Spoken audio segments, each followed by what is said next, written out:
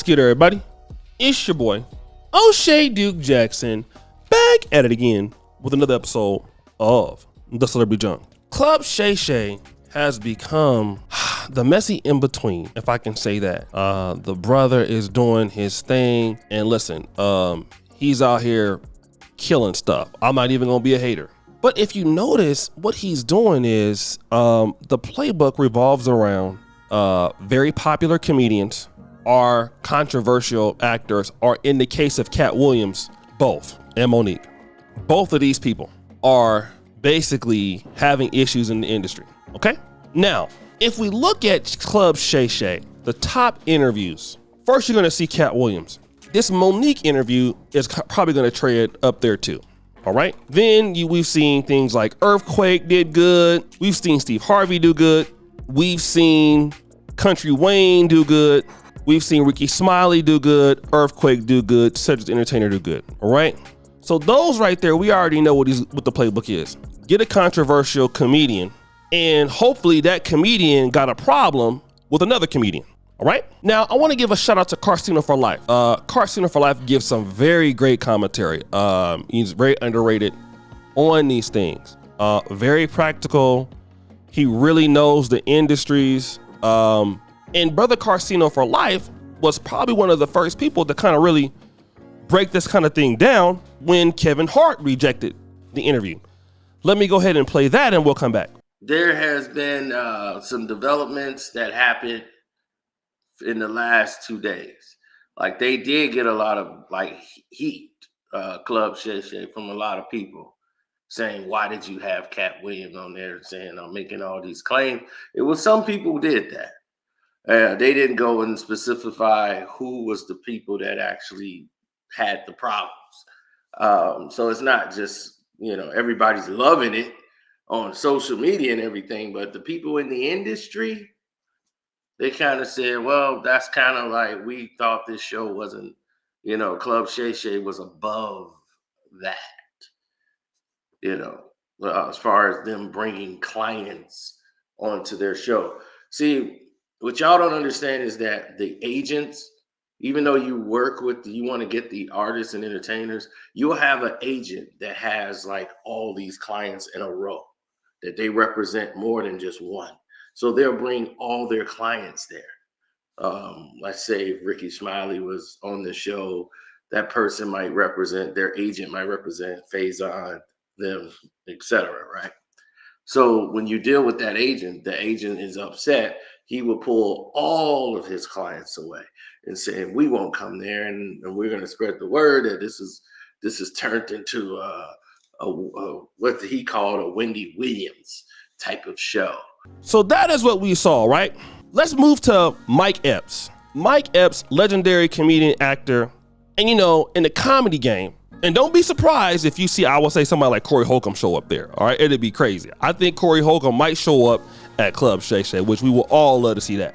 But Mike Epps is in the industry, and of course, you know what Club Shay Shay is gonna do, try to find out who he got issues with. So he asked Mike Epps, would he come to Club Shay Shay? Here is what Mike Epps had to say.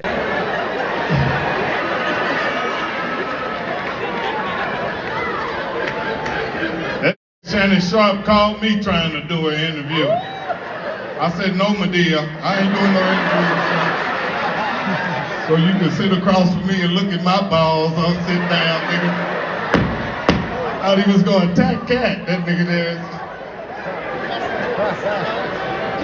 Shit is called Shay Shay, the telling you. Put a wig on it if that ain't my dear sister. They exposing every mother body. They got TD Jakes. Now that's fucked up. All that money that he got from God, and they done came out on him. Now, this isn't the first time that we've seen this. Even brother Corey Holcomb has talked about, like, he was roasting, he always roasting Shannon Sharpe. But here's brother Corey Holcomb talking about, some of the questionable things about Shannon Sharpe. Because I think he said something about he didn't have the best comics on there. Has he? But that's what he said. I disagree. I'll tell you this. If that's what Shannon Sharpe said, you say you had the best comics on there? 2 of the comics you had on there say Corey Holcomb in their top 5. So what's up? No, I'm saying I think the reason Shannon Sharpe is hands off with Corey Holcomb, because we joke about, nigga came to the Laker game with a mother named Dick Pritt. He's at the Laker game with a mother named Dick Pritt. Is that his name? I don't know his name, but the motherfucker definitely get wet when he hear deep voices. Well, there you go. I'm saying, look, this is a whole new world, man, we live in, man. You can't hold your insecurity against me. You know the main reason why Corey Holcomb ain't no mega star? Because Black Hollywood don't want me to see their boyfriends. It ain't the industry. The industry will allow Corey Holcomb, if I shut up and put my head down and be on TV like this, cock-a-doodle-doo. If I do that, they'll let me in. Black Hollywood is scared of Corey Holcomb because all these in Black Hollywood on the backdooria side of the game. Now, Tasha K. Let's listen to what she has to say about this. Real quick. So we're going to Shannon Sharpe, all right? Now, the gentleman beside Shannon, okay, there's been a lot of talk around Shannon's preference. That's what we're going to use, okay? Because he's not, let's be honest, he's not married to anybody. He's not dating anybody, like a woman. So it's not like he's you know, down low or anything right now, you know, but he has dated women in the past that he's, you know, that have claimed that they've dated him, you know. And, you know, there's always been talk around, you know, his preference as far as, you know, does he prefer men or women? All right. And so I noticed that over the last few years, people have been really, really coming hard for him.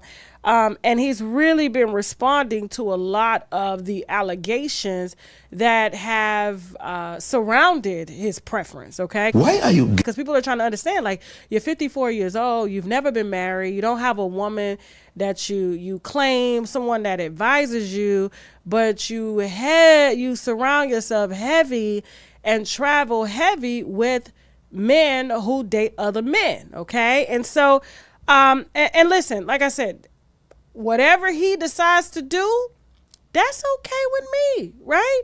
But it's who he's doing it with is the problem. So guys, there is a grand idea that Mr. Shannon Sharpe, based on his stylist, who's definitely a gay man, that Shannon Sharpe is gay or bisexual. That is the reason that Mike Epps is giving or making the jokes about it. What I also think though is that it's largely messy. Again, I think if you're about to go, let me say, on tour, because we've already seen this, Mo'nique and Katt Williams are gonna join forces. They're gonna basically be there doing whatever the hell they're gonna be doing. I'm not sure what that will be. But now sources will say they're gonna be on tour. I'll talk about that at some point. But the reality is that I think that what you're gonna see is a lot of these guys are not gonna wanna go on the Club Shay Shay. What we've heard Brother Caro For Life say. This is getting more or less about drama and beefs that have probably been already under the rug and rejuvenated more than added value. Here's the skinny. The guy is getting 2.78 million subscribers now. Club Shay Shay is blowing up and he's gonna have this access, and guess what? It's a big money making thing. People would, you know, find value in going to his YouTube channel, all right? And the guy is getting like, what, 70 million views a month. He got 131 million views last month. He got 1 million subscribers the month before. I mean, the guy is killing it. He is killing it. He's been anywhere between, I would say, in the last few months, 2 years, as low as 1 million views, as much as 131 million views. This guy is on now. He's here to stay. You don't have to like that about him. He's here to stay. All right? So guys, what do you think? It's your boy, O'Shea Duke Jackson, back at it again with another episode of The Celebrity Junk. Pretty sure for all you just heard the bell. We're out.